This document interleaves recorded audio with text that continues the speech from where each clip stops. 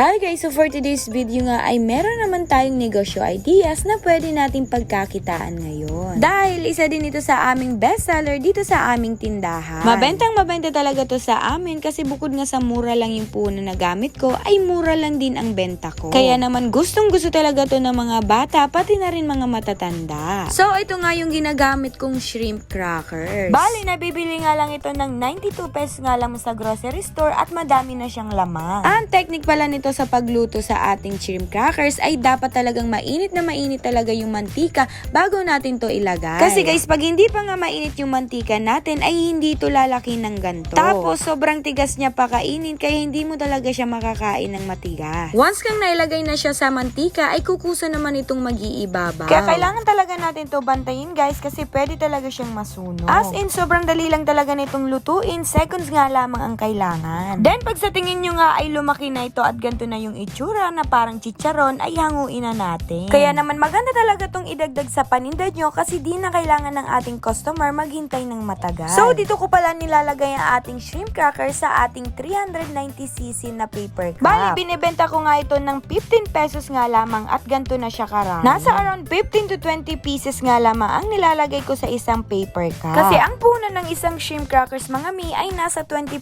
cents nga lamang ang isa. Kaya naman sa 1 peso nga ay may tubo ka na. Kaya pag pinagsama-sama mo nga yung tubo mo, ay talagang malaki-laki na din. Lalo na madali lang tong maubos dahil mura lang yung benta natin. Tapos, bukod nga sa mura na, ay masarap pa nga itong ating shrimp crackers. Lalong-lalo na kung pinagsabay nyo pa itong lagyan ng ating suka. Kanya-kanya nga lang ng diskarte para meron tayong extra income sa araw-araw. Tapos, pwedeng-pwede nyo pa itong lagyan ng juice sa ilalim para kaakit-akit talaga sa mga bata. Meron na nga akong separate video nun kung paano ko ginawa kaya visit nyo na lang ang aming page para sa karagdagang mga negosyo ideas. O diba? Kaya kung gusto nga itong itry ay itry nyo na dahil mura lang yung puno na nagamit natin at madali pa tong gawin. Kaya yun lang guys. Thank you for watching. Bye-bye!